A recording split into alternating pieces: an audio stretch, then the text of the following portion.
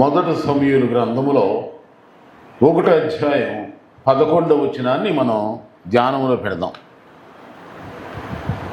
సైన్యములకు అధిపతియగు యెహోవా నీ సేవకురాలనైన నాకు కలిగి ఉన్న శ్రమను చూసి నీ సేవకురాలనైన నన్ను మరొక జ్ఞాపం చేసుకొని నీ సేవకురాలనైన నాకు మగపిల్లను దయచేసి నీ ఎడల వాని తల మీదకు క్షౌరపు కత్తి ఎన్నటికి రానీక వాడు బ్రతుకు దినముల ఎన్నిటిలోనూ నేను వానిని యెహోవాకు నీకు అప్పగింతునగు యెహోవా వగు నీకు అప్పగింతునని మృక్కుబడి చేసుకునేనో ఆమె యెహోవా సన్నిధిని ప్రార్థన చేయుచుండగా ఏలి ఆమె నోరు కనిపెట్టుచుండెను. ఇక్కడ మనం గమనించినట్లయితే దేవుని మాటలో హన్న అనేటువంటి ఒక స్త్రీ, ఆమె ఎల్కనా భార్య, ఆమె అందానికి అందం గలది, భర్త ప్రేమ ఎంతో రెండంతలుగా పొందుతున్న ఆమె తన తోడి కోడల కంటే కూడా ఎంతగానో ప్రేమించబడుతుంది. భర్త ప్రేమ కొదువ లేదు, ఆస్తి కొదువ లేదు, అందానికి కొదువ లేదు, అన్నీ ఉన్నాయి. కానీ ఆమెకు ఎందుకో దేవుడు ఆమెకు సంతానం ఇవ్వాల, పిల్లలు లేరు. ఆ విషయమై తాను ఎంతో బాధతో దుఃఖంతో దేవుని సన్నిధికి వెళ్ళి మందిరానికి వెళ్ళి ప్రార్థన చేయటం మొదలెట్టింది.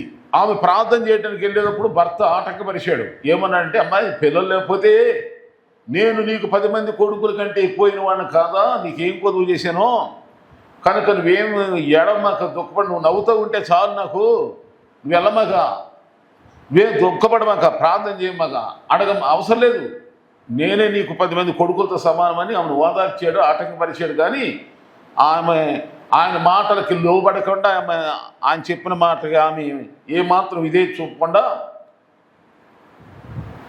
దేవుని మందిరంలోకి వచ్చి ప్రార్థన చేస్తుంది. అక్కడికి వెళ్ళి ప్రాంతంలో ఏమని అడుగుతుందో మగపిల్లని ఇవ్వమని అడుగుతుంది. మగపిల్లని సంతానం ఇవ్వమని అడగొచ్చు కదా, మగపిల్లోనే కావాలని ఎందుకు అడుగుతుందంటే, అక్కడ యాజకుడు కొడుకులు ఏలి అనే యాజకుని యొక్క ప్రవక్త యొక్క కొడుకులు 3 ఉన్నారు. ఆ 3 కొడుకులంట యెహోవాని ఎరగని దుర్మార్గులంట. వాళ్ళ ద్వారా దేవునికి ఎంతో అవమానం జరుగుతుందంట. వాళ్ళు ఒక ప్రవక్త కొడుకులే కానీ అస్సలు భయం లేదు. దేవుణ్ణి ఎరగని దుర్మార్గులు అంటే మీరు అర్థం చేసుకోండి. పైపెచ్చు వాళ్ళు దుర్మార్గంగా లోకానుసారంగా సైతాన్ని చిత్తానుసారం జీవితే పర్వాలా, కానీ మందిరంలోకి వచ్చేటువంటి వాళ్ళని కూడా డిస్టర్బ్ చేస్తారు, పాడు చేస్తున్నారు. దేవునికి బలులు అర్పించడానికి ఈ 3 చూసేవారికి అందరికీ చిచి ఎందుకు అన్నట్టుగా అసహించుకుంటున్నారు దేవుణ్ణి, దేవుని మందిరాన్ని కూడా. అటువంటి భ్రష్ట జీవితం జీవిస్తున్నారు ఏలి అనే ప్రవక్త యొక్క కొడుకులు. బహుశా ఆ బాధ హృదయంలో ఉందేమో, దేవుడు నాకే కానీ ఒక కొడుకునిస్తే నేను ప్రవక్తగా ఎలా పెంచాలో, ఎలా బ్రతికించాలో, ఎలా సేవ చేయించాలో, ఏ విధంగా దేవుని మందిరములో దేవునికి సరైన విధానంలో సేవ చేసేటువంటి విధంగా నేను పెంచి దేవునికి ప్రతిష్ఠించి దేవుని మహిమ కొరకు ప్రతిష్ఠించేత, అందుకని నాకు ఒక కొడుకుని ఇవ్వయ్యా నీ సేవకు జరిగించడానికి అని మొదటగా ఈ దేవుని సేవలో అక్కడ జరుగుతున్నటువంటి ఆ దేవుని సేవలో ఉన్న కొరతను అర్థం చేసుకుని, దేవుని సేవలో ఉన్నటువంటి ఆటంక అభ్యంతరం అని అర్థం చేసుకుని, ప్రజల యొక్క క్షేమం కొరకు, దేశ రక్షణ కొరకు, ప్రజలందరికీ దేవుని దీవెన పొందాలంటే సరైన ప్రవక్త, సరైన యాజకుడు, సరైన దైవజనుడు అక్కడ ఉండాలి. అందుకే అలాంటి దైవజనుడు నేను సిద్ధపరచుకుంటాను, ఒక కొడుకుని ఇవ్వని ప్రార్థన చేస్తాను. ఇక్కడ నుండి మనం ఎప్పుడైనా దేవుణ్ణి అడిగితే 2 విధాలుగా ఉండాలి. ఎలాగంటే, ఒకటేమో దేవుడికి మహిమకరంగా ఉండాలి, 2 మనకు కూడా. ఇప్పుడు ఆమె సంతానం కలిగితే ఆమె నింద పోద్ది, గొడ్రాలని నింద పోద్ది. భర్త ఎంత ప్రేమించినా, ఆస్తి ఎంత ఉన్నా, అందం ఎంత ఉన్నా, పిల్లలు లేనిది గొడ్డుపోద్ది అంటారు. ఇటేమో గొడ్డుపోతని నింద పోతుంది. ఇంకోటి ఏంటి, అసలైన లోపల ఉన్న కారణం ఒక దేవుని సేవకి అంకితం చేసి దేవుని సేవ చేయిస్తా. ఏలి ఎదుట యెహోవాకు పరిచయం చేస్తున్నాడు ఆ పిల్లోడు. పాలు మానిపించే వరకు కూడా అక్కడే ఉందామే, ఇంటికి వెళ్ళకుండా. ఏటేటా ఒక అందమైన అంగీని తీసుకొచ్చి అతనికి ఇస్తుంది. యెహోవా ఎదుట ఏలీకి పరిచర్య, ఏలీ ఎదుట యెహోవాకు పరిచర్య. అంటే ఏమిటిది? దేవుని సేవకునికి ముసలాయన కొడుకును పట్టించుకోనటువంటి ఆ పెద్ద ఆయనకి ఈ అందమైన స్త్రీ కన్నిన కొడుకు, ఆస్తిపరులైనటువంటి కొడుకు ఏం చేస్తున్నాడు? బట్టలు గుంచుతున్నాడు, చెయ్యి కడుగుతున్నాడు, ఆయన ఏం పని చెప్తే చేస్తున్నాడు. అలాంటి సిచ్యువేషన్ మనం ఒక్కసారి ఊహించుకుంటే ఎలా అనిపిస్తుంది? ఎందుకురా ప్రార్థన చేయాలి, దేవునికి స్తోత్రం చెప్పాలి, పాటలు పాడాలి, సింగర్గా ఉండాలి, మ్యూజిషియన్గా ఉండాలి, అంతేగాని నువ్వేంటి అన్నీ ఆ పని చేస్తున్నావు, ఈ పని చేస్తున్నావు, అది కూడా ఆయన కొడుకులు లేరా నువ్వెందుకు చేస్తున్నావు అని ఎప్పుడు ఆటకు అసలు ఇంకా చేయడానికే అసలు అంకితం చేసుకుంది. ఆ విధంగా ఆ బాబుని ఆ విధంగా దేవుని సేవకు అప్పగించేశారు. దేవుని సేవలు ఎదిగేలాగా చేశారు తల్లిదండ్రులు. ఆ విధంగా ఉన్నప్పుడు ఆ పిల్లోడు ఏమేడు చిన్న వయసులోని దేవుడు తనతో మాట్లాడుతున్నాడు. ఎందుకంటే ఏ యాజకుడు పెద్దోడైపోయి కన్నులు మందంగా ఉన్నందున, చెవిటిగా ఉన్నందున దేవుడు స్వరం ఇప్పుడు ఎవరు కనబడుతుందంటే సమూయేలు కనబడుతుంది. 3వ అధ్యాయంలో సమూయేలు అని 3 సార్లు విడితే ఆ చిన్నోడు కనుక తెలియదు కనుక ఏమనుకున్నాడంటే నన్ను ఆ యాజకుడు పిలుస్తున్నాడేమోనని, ఆ పెద్ద ఆయన పిలుస్తున్నాడని. ఏలినవాడా నువ్వు నన్ను పిలిచావా? వచ్చి తిని, అది కూడా రాత్రి టైంలో. ఆయన అంటాడు, ఆయన గుర్తించలేక 3 సార్లు నేను పిలవలేదు 3 సార్లు. 3వసారి కూడా వెళ్ళి ఏలినవాడా చిత్తగించుము, పిలిచితివి కనుక వచ్చి తిని. అప్పుడు అంటాడు, అప్పుడు ఆయన గ్రహించి పెద్ద ఆయన, ఓహో దేవుడు మాట్లాడుతున్నాడేమో, దేవుడు పిలుస్తున్నాడు ఈ పిల్లోడని. ఈసారి ఎప్పుడైనా సమూయేలు అని పిలిస్తే నీ సేవకుడు ఆలకించుచున్నాడని చెప్పు బాబు. అప్పుడు ఆ మాట అనగానే దేవుడు డైరెక్ట్గా ఈ చిన్న బాబుతో మాట్లాడుతున్నాడు. దేవుని స్తోత్రం. దైవస్వరం వినేలాగా చేశాడు. వచ్చేసింది. తర్వాత ప్రవక్తగా స్థిరపడ్డాడు. తాను ఏదంటే జరుగుతుంది, అది ఏం చెప్తే జరుగుతుంది. న్యాయాధిపతిగా ఎదిగాడు, ఎంతోమంది న్యాయం తీశాడు. ఇవన్నీ జరగటానికి కారకురాలు ఎవరంటే ఈ హన్న దేవుని సన్నిధిలోకి వెళ్ళి ఏమందంటే అందులో ఒక మాట, నీ సేవకురాలునైన నన్ను మరువక జ్ఞాపకం చేసుకో, ఒక మగపిల్లనిస్తే అది నీ కొరకే ఇచ్చేస్తా, నీ సేవ కొరకే. సంకేత భావంతో దుఃఖంతో కన్నీళ్లతో ప్రార్థన చేస్తూ ఈ ప్రాంతంలో ఒక మాట మీకు గుర్తు చేయదలిచాను. ఏమని ప్రార్థన చేస్తుందంటే దేవుని దగ్గరికి వెళ్ళి సేవకురాలని అంటుంది. ఏముంటుందమ్మా అందరూ చెప్పుకోండి, సేవకురాలు అంటే. సేవకురాలు అంటే ఎవరు? పని మనిషి అంటారా? మనకు ఎవరైనా అంటారు వర్కర్ రాలేదు ఈరోజు, అందుకని ఎక్కడ పనులు, పని మనిషి రాలా, ఎక్కడ పనులు. మరి ఇంకో భాషలో చెప్పాలి, తెలుగులోనే సేవకురాలు లేదా సర్వెంట్. ఏమంటారు? సర్వెంట్ చెత్త చెదారం అంతా కూడికి ఎంత సేవకురాలు అంటే అది. రోడ్లు ఎక్కడన్నా మలినముగా ఉన్న, డిస్టర్బెన్స్ ఉన్న, ఎంతో డస్ట్ ఉన్నా ఏంటి ఏమంటారు? అప్పుడు జిహెచ్ఎంసీ వర్కర్స్ రాలేదా, రోడ్లు శుభ్రం చేయలేదా, అది దానికి వాడతారు ఆ ఓడు. ఇప్పుడు దేవుని దగ్గర మనం ఎలా ఉండాలంటే ప్రాంతంలో ప్రార్థన చేసేటప్పుడైనా, దేవుని సన్నిధి పాటలు పాడేటప్పుడైనా, పరిచయం చేసేటప్పుడైనా దేవునికి ఇచ్చి సేవకుడుగా ఉండాలి. దానియేలు గురించి కూడా సేవకుడు, యెహోవా సేవకుడు అంట. ఆమె సేవకులము మనం దేవుని దగ్గర. ఎవరిమి? బయట కలెక్టర్లా, ఎంపీవా, ఎమ్మెల్యేవా, సీఎంవా, పిఎంవా, అమెరికా అధ్యక్షుడువా, అవునా పర్వాలేదు ఉండు, అవన్నీ దేవుడికి ఇచ్చినాయే. కానీ దేవుని దగ్గరకు వచ్చేవరకు I am a servant of God, I am a humble. ఇందాక పాటలు పాడాం, ఏముంది నాలో కొలువు చేసావు, కొలువు అంటే సిలువే పడ్డావు, శ్రమలు అనిపించావు, కన్నీరు కార్చావు, రక్తం చెందించావు, ఏమి చూసి నన్ను ఇంత ప్రేమించావయ్యా అని ఆ పాట. కడలి తీరాలు, కడలి తీరం అంటే కడలి అంటే దేన్ని అంటారు? సముద్రాన్ని అంటారు.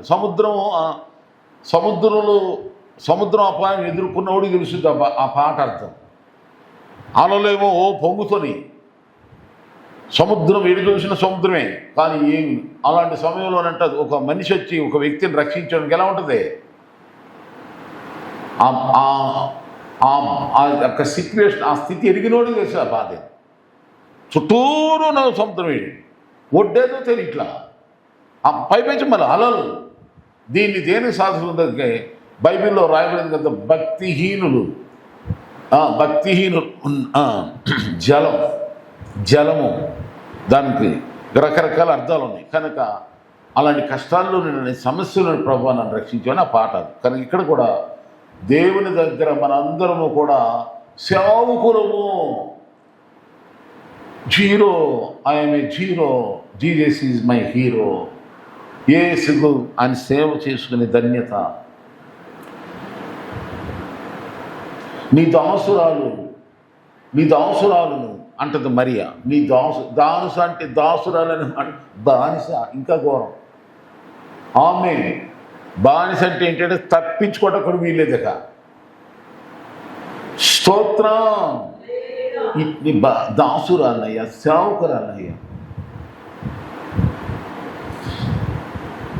హల్లెలూయా. దేవుని దగ్గర మనం అలాంటి ప్రార్థనలో ఉండాలి. మన హృదయంలో అలాంటి విరిగిన మనసు, దీనత్వం, తగ్గింపు మనలోకి వచ్చినప్పుడు ఆమె ప్రార్థన దేవుడు అంగీకరిస్తాడు. తర్వాత ఈమె ఎప్పుడైతే అలా ప్రార్థన చేస్తుందో నోరేమో కదులుతుందో కానీ స్వరం మాత్రం బయటికి వినపడదు.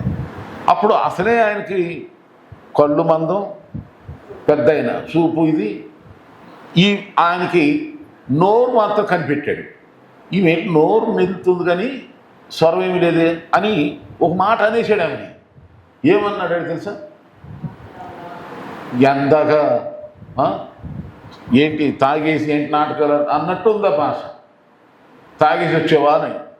ఏమండి, అలాంటి ప్రార్థన మనమే చేస్తూ ఉన్నప్పుడు, అంత బాధతో మనం ప్రార్థన చేసినప్పుడు ఎవరైనా పాస్ గారు ఇచ్చి మన మాట అన్నాడు, ఎలా ఉంటుంది మన బాధ?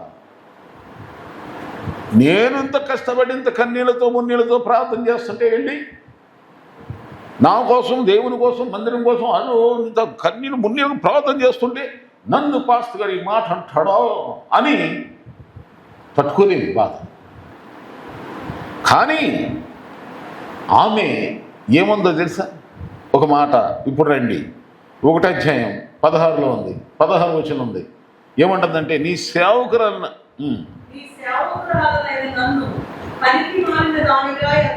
అంతే పనికిమాలిన దానివా అని చేశాడు. తాగుబోద్ది పనికిమాలింది అన్నాడు. అది అత్యంత కోప కారణం బహుగా నిట్టూర్పు విడుచుతూ నాలో నేను దీన్ని చెప్పుకుంటున్నాను. అత్యధికమైన కోపం మనకు వస్తే ఎక్కడికి చూపించాలి కోపం చెప్పండి? ఇప్పుడు ఎక్కడ చూపించాలి? కొండల మీద, బాసానాల మీద, పిల్లల మీద, భార్య మీద, భర్త మీద, లేదా బయట వాళ్ళ మీద, వాళ్ళ మీద, వీళ్ళ మీద కాదు. నీ కోపం, నీ రోషం, మన పౌరుషం అంతా కూడా ఎక్కడ చూపించాలి? ప్రార్థనలు చూపించాలి. సమూయేలుకి కోపం, సౌలు రాజు విషయంలో కోపం ఆయన కూడా రాత్రంతా ప్రార్థన చేశాడు. కోపంలో కూడా ప్రార్థన. అవును, కోపం దిగాలంటే, ఆ బీపీ దిగాలంటే, ఎక్కడికి వెళ్ళాలంటే ఉపవాసాలను మోకాళ్ళు వేసి చెమట కానీ ప్రార్థన చేయి. దెబ్బకు బీపీగా అదంతా తొలిగిపోతుంది. ఆ కష్టం, ఆ కన్నీరు, ఆ వేదన, దుఃఖం దేనికోసం ప్రార్థన అన్నీ పోతాయి.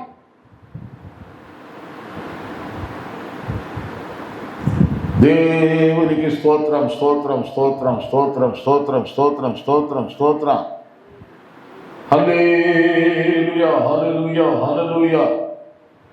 విన్నారా? అయితే అలా ఆమె బాధ వెలగక్కుంటూ దేవుని సన్నిధిలో అలా ప్రార్థన చేసుకుంటుంటే ఆమెకి మరి ఆయన ఏమన్నా అర్థం అలా అన్నా కానీ బాధపడలేదు. దైవజనుడు ఏమన్నా బాధపడలేదు. యేసు ప్రభువు కూడా ఒక స్త్రీని అన్నాడు, కుక్క పిల్లలు తినే రొట్టె కుక్క పిల్లలకు వేయటం యుక్తం కాదంటే ఆమె పడంత అవునయ్యా. కుక్క పిల్లలు కూడా బల్ల మీద నుండి పడే, యజమానుడు బల్ల మీద నుండి పడేటువంటి ఆ ముక్కలో అవునయ్యా నేను కుక్కనేనైనా అని ఒప్పుకుంది. అమ్మా నీ విశ్వాసం గొప్పదని ఆశ్చర్యపడి నీ కుమార్తెలను దయ్యం పోయింది పో అన్నాడు. అంటే నేను చెప్పదలుచుకున్నది ఏంటంటే, ఇప్పుడు మొదటేమో ఈమె యెహోవా నీ సేవకురాలు నగు అంది. ఇక్కడేమంటాం చూడండి, ఇక్కడ ఈ వచనం మీరేం గమనించారు? నీ సేవకురాలునైన నన్ను పనికి మాలిన దానిగా ఎంచొద్దని ఎవరితో అంటుంది ఈ మాట? పాస్టర్ గారితో అంటుంది, ప్రవక్తతో అంటుంది. చాలామంది ఏమనుకుంటారు, నేను దేవుని దగ్గర తగ్గించుకుంటా, దేవుని దగ్గర విరిగి నెలిగిన మృదంతో ఉంటా, దేవుని పాదాలే పట్టుకుంటా, దేవునికి దగ్గర ఎంతో వినయంగా విధేయత ఉంటాను, ఎంతో తగ్గించుకుంటాను. కానీ పాస్టర్ గారు మాత్రం నేను చెప్పినట్టే నాలుగు. ఎందుకంటే నేను కోడిగుడ్లు ఇస్తాను, కానుకలు ఇస్తాను, అవి ఇస్తాను, దశంభం ఇస్తాను, అవి ఇస్తాను కానీ పాస్టర్ గారు అంటే ఎవరో కాదు, నాకు పాలేరు. పాస్టర్ గారు అంటే ఎవరో కాదు, నా పనివాడు అనేటువంటి అనుకుంటున్న అతిశయపడేటువంటి దుర్మార్గులైన క్రైస్తవులు ఉన్నారు చాలామంది. తెలియక ఇక్కడ నేను చెప్పదలుచుకున్న అన్న ప్రాంతంలో మనం తెలుసుకున్నవలసింది ఏంటంటే, ఆమె ఏమని మొదటేమో యెహోవా నీ సేవకురా అంటే దేవునికి సేవకురాలు కనుక ఇక్కడ దైవజనుడితో కూడా, అది కూడా దైవజనుడు ఆమెను అపార్థం చేసుకున్నా సరే ఏమంటారు, నీ సేవకురాలు నగు. దైవజనుడి దగ్గర కూడా ఎలా ఉండాలి? ఎలా ఉండాలి? మీరు చదివించడానికి అవసరం లేదు, కానీ మీకు తెలిసిన విషయాలే. నీ దాసురాలు నగు, నీ సేవకురాలు నగు అని గనురాలైన స్త్రీ రాజులు 2వ రాజుల గ్రంథం 4వ అధ్యాయంలో 17వ అధ్యాయం 1వ రాజుల గ్రంథంలో అక్కడ సారేపతు విధవరాలు కానీ ఇంకా స్త్రీలు దైవజనుడితో మాట్లాడేది నీ దాసురాలు నగు, నీ సేవకురాలు నగు అని దేవుని అలాగే ఉంటారు. దైవజనుడి కూడా అలాగే ప్రవర్తించారు. అప్పుడు దేవుడు వాళ్ళ ప్రార్థనలు విన్నాడు, అన్న ప్రార్థన విన్నాడు, అన్న కోరిక తీర్చాడు, ఒక కొడుకునిచ్చాడు. ఆ కొడుకుని దేవునికి ఆమె అనుకున్నట్టుగా మొక్కుబడి సమర్పించేసుకుంది. ఆ తర్వాత మళ్ళీ 5 పిల్లలు ఇచ్చేయడానికి ఆ కొదవ తీరిపోయింది. శాశ్వత కాలం నుండి శాశ్వత కాలం ఎప్పుడు ఆ పేరు నిలిచేలాగా దేవుడు ఆమెను ఆశ్రయించాడు. కనుక నీకేదైనా బాధ ఉందా, దుఃఖం ఉందా, కన్నీళ్ళు ఉన్నాయా, దేవుని మందిరంలోకి వచ్చి దుఃఖపడాలి. ఆ దుఃఖం కూడా ఎలా ఉండాలంటే, ఎలా ప్రార్థన చేయాలంటే, ప్రార్థనలో హంబుల్నెస్. పాపినైనా నన్ను కరుణించని ఎవరండి ఆ సుంకరి ఎలా ఏడ్చాడో, మనం కూడా దేవుని దగ్గరకు వచ్చినాక రొమ్ము బాదుకుంటూ ప్రార్థన అలా దీనత్వం చేయాలి. మనలో ఉన్నటువంటి లోపాలు అయితే సరి చేసుకోవాలి. అంతేగాని వేరే వాళ్ళ గురించి ఇక ఎందుకు పట్టించుకోవటం, నీకెందుకు? పరిసేయుడు వాడు చేసిన పని ఏంటంటే సుంకరి లాంటి కాదన్నాడు. ఎందుకు రా రోజులు ఎందుకు తీసాడు? వాడుకున్న నీతంతా, వాడికున్న విలువంతా కోల్పోయి వానికంటే సుంకరే నీతిమంతుడిని తీర్పు పొందేసి సుంకరిని దేవుడు మెచ్చుకున్నాడు. నీ గురించి నీ పని చూసుకో, వేరే వాళ్ళ గురించి నీకెందుకు? దారిపోయే కుక్కతో పట్టుకుంటే ఎలా ఉంటుందో అలా ఉంటుంది. నీ పని నువ్వు చూసుకో, నీ గురించి నువ్వు చూసుకో, నిన్ను గురించి, నీ బోధన గురించి, నీ విశ్వాసం గురించి, నీ భక్తి గురించి, నీ ప్రార్థన జీవితం గురించి, నీ వ్యక్తిగత నీ కుటుంబ జీవితాల గురించి నీ caring. You take your self. నీ వ్యక్తిగత జీవితాన్ని గురించి జాగ్రత్త పడు, నీ కుటుంబాన్ని గురించి చూసుకో. నీ పనులు నీకున్నాయి, వేరే వాళ్ళ పనులు ఏలు పెడతా నీకెందుకు? పనేమి లేదా? వేరే వాళ్ళ విశ్వాసం గురించి వాళ్ళ గురించి వీళ్ళు కలిగేది కాదు. సంఘానికి వచ్చేవాళ్ళు అందరూ ఒకలాగా ఉండరు. మనలాగానే అట్లేస్తారు, మనలాగానే పాటలు పాడతారు, మనలాగానే శృతి స్తోత్రం అంటారు. కానీ అందరి హృదయాలు ఎలా ఉంటాయి ఎవరికి తెలియదు. ఆ దేవుని తెలుసు, దేవుని ఆత్మతో కనిపెడుతున్నాం, అలాంటి సేవకులు తెలుసు. అందుకని ఎవరికి ఎలాంటి ఇంజక్షన్ ఇవ్వాలి ఇస్తూ ఉంటాం. అది మా బాధ్యత. బైబిల్లో అందుకని గద్దించు, బుద్ధి చెప్పు, అందరిని ఒకలాగా గౌరవించాలి, అందరినీ సన్మానించు, అందరినీ కూడా ఒకే విధంగా మేము ట్రీట్ చేయలేము. అలా ట్రీట్ చేస్తే ఏముందంటే సుంకరేవుడు పరిచయుడు తెలియదు.